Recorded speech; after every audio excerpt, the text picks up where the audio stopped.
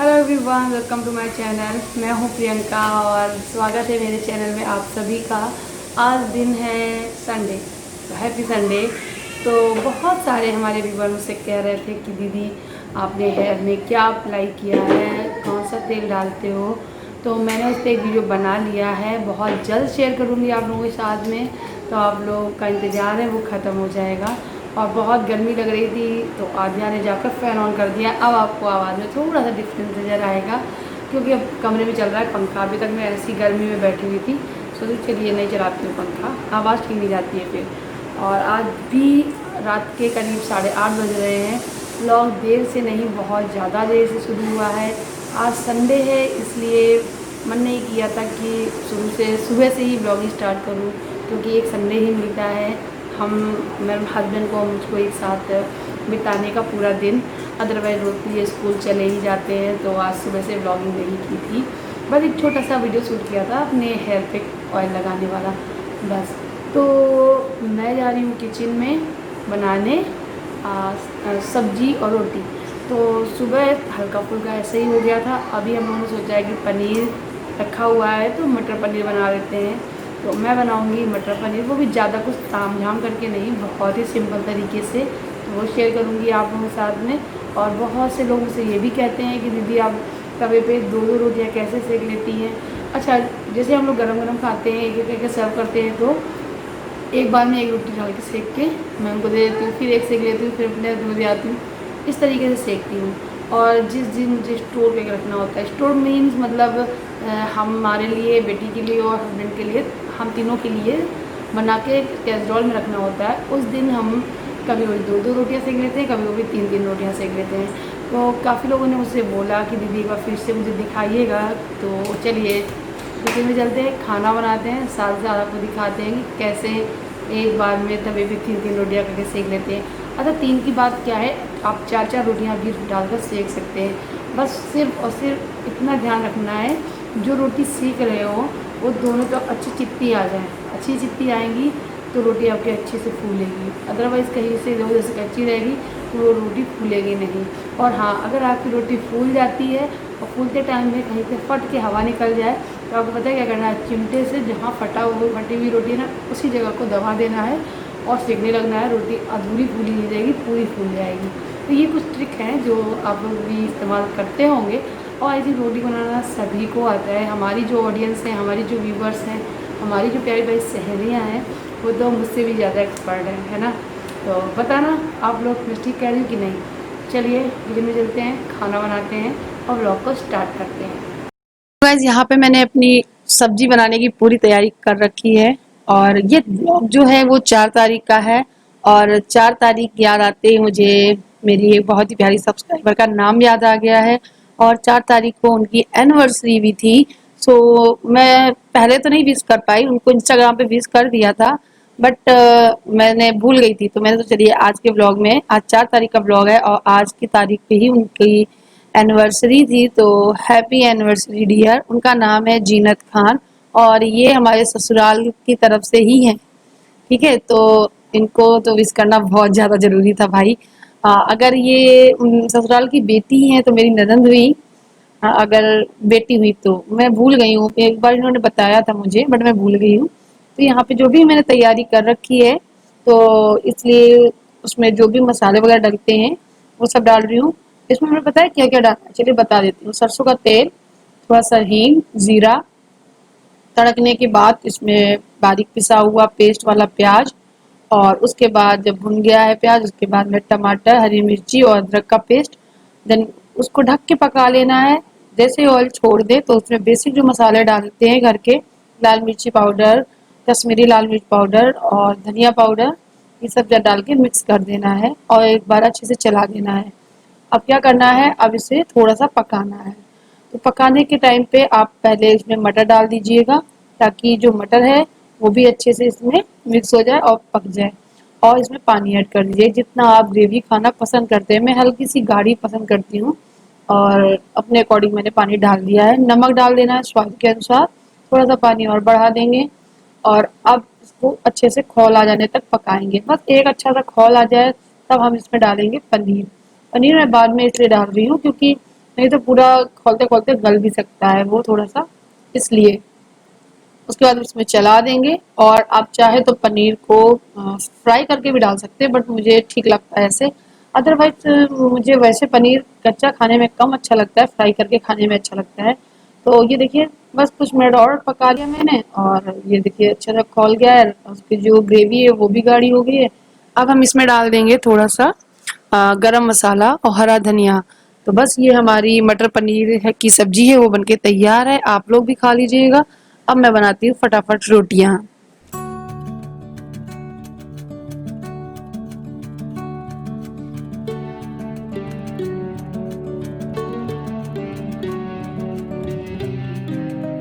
तो जैसा कि मैंने आपको आगे वीडियो में बताया था कि जब मुझे रखना होता है कैसरोल में भर के रोटियां, तब मैं फटाफट दो, एक पे दो, दो पे तीन, इस तरीके से रोटियां बनाती हूँ।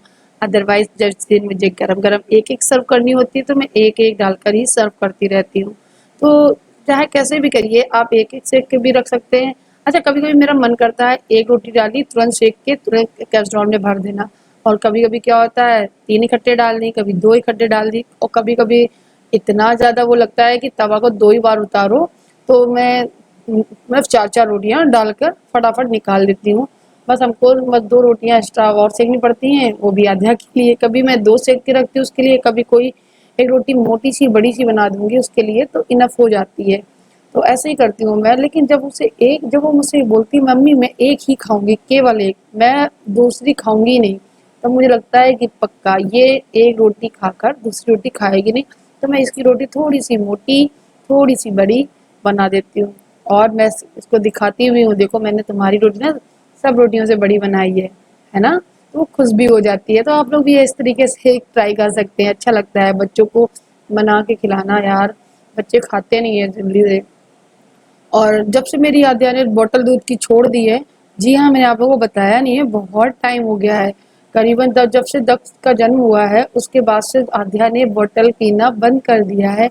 मुझे कुछ भी नहीं करना पड़ा है, ना ही बॉटल के साथ में कोई भी चीज़ करनी पड़ी कि बोतल छुपानी पड़ी या कुछ भी, उसने खुद ब खुद बोतल छोड़ दी है। और खाना बनाने के बाद, खाना खाने के बाद मैं आ गई थी ड्रेसिंग टेबल को ऑर्गेनाइज़ करने, बिकॉज़ बहुत बुरी तरीके से मेस हो चुकी थी ये। इसमें कुछ दवाइयाँ भी रखी हुई हैं, दिख रही है ना आपको? वो इसलिए कि नीचे अगर रखेंगे तो आद्या अपने खिलौने में इंक्लूड कर लेती थी, और यहाँ मैं अंदर बंद करके रखती हूँ ना तो लॉक लगा देती हूँ, तो आद्या नहीं ले सकती जब तक मैं उसको लॉक को खोलूँगी नहीं। तो इसीलिए मैं यहाँ रखती हूँ, तो फटाफट सारा सामान अपना स्किन केयर, मेकअप और बॉडी और क्या बोलते थे दवाइयाँ वगैरह सब निकाल के बेड पे स्टोर कर रही हूँ इकट्ठे। उसके बाद इनको साफ-साफ मतलब अलग-अलग करके इनको लगाऊँगी। तो चलिए फटाफट निकाल लेते हैं।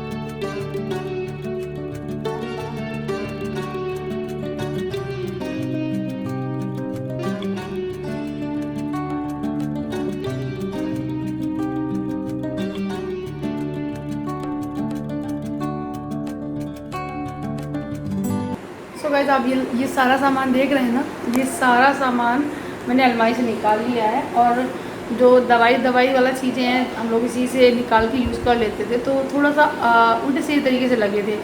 जहाँ दवाइयों का सेक्शन था उसी में कुछ स्किन केयर पड़ गए थे, उसी में कहीं मेकअप चला गया था, तो इस तरीके से कुछ मिक्स हो गए थे सब। तो मैं वही अलग कर रही हूँ, लिपस्टिक्स अलग कर रही हूँ, छोटी वाली अलग, बड़ी वाली अलग, और ये जो है दवाइयों का सेक्शन अलग, and skin care and hair care का अलग, और मेकअप का अलग, ये कुछ अलग अलग करने वाली हूँ मैं। तो फटाफट मैं स्टार्ट करती हूँ। और ये देखिए 2 शीशी हैं, एक फिनिश होने ही वाली है, जस्ट थोड़ी सी बची है, और एक फिर नहीं स्टार्ट कर दूँगी तो ये एक डब्बा हट जाएगा, तो बस मैं ये हटा दूँगी 2-3 दिन में। तो ये है, और ऑयल का सेक्शन अलग करना है, ये बहुत सारा काम है, तो वो सब करना है मुझे अभी। और चलिए मैं फटाफट ये लगा लेती हूँ, वरना अगर मैं इस कैमरे के सहारे रही ना तो ये सब पड़ा रह जाएगा और नींद आने लगेगी। तो जब तक मेरे हस्बैंड डेस्क को संभाले हुए हैं तब तक मैं ये साफ़ कर लेती हूँ, ठीक है। चलो सो गाइस, चलिए अब मैं दिखा देती हूँ कि मेरा ड्रेसिंग किस तरीके से लग गया है।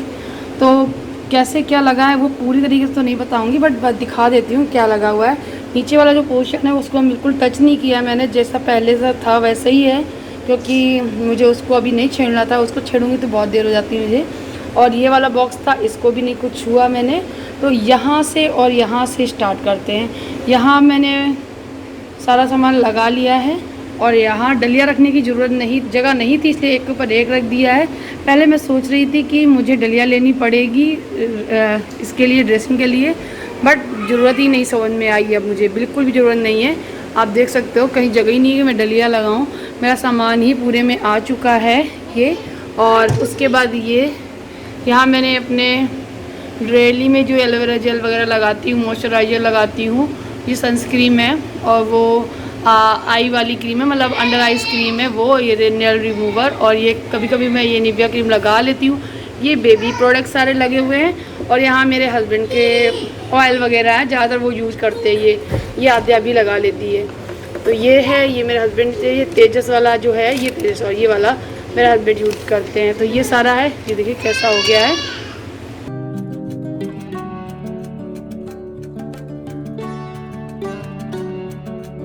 किचन में जो बर्तन पड़े हुए थे ना वो नहीं धुले थे मैंने, खाना वगैरह खाकर और मतलब काम में लग गई थी, वो बर्तन नहीं धुले थे, तो मैं वो धुल कर आई हूँ और गैस वगैरह भी साफ़ करके अभी आई हूँ। तो अब मैं आप लोगों से कुछ बात करने वाली हूँ। बात क्या है, बड़े ध्यान से सुनना, सभी व्यूअर बड़े ही ध्यान से और बड़े ही शांत मन से ही सुनना अच्छे से, क्योंकि मुझे आज वाला जो वीडियो गया है मेरा, आज तारीख है 4, जी हाँ आज 4 तारीख है। आज की तारीख पे जो वीडियो गया है उस पर हमारी एक बहुत ही प्यारी सी सब्सक्राइबर है। मैं किसी को हर्ट नहीं करूँगी ना किसी का नाम लूँगी, बट इतना ज़रूर कहूँगी, मुझे मतलब अपने सारे सब्सक्राइबर बहुत ही प्यारे हैं और सभी को प्यार करती हूँ मैं।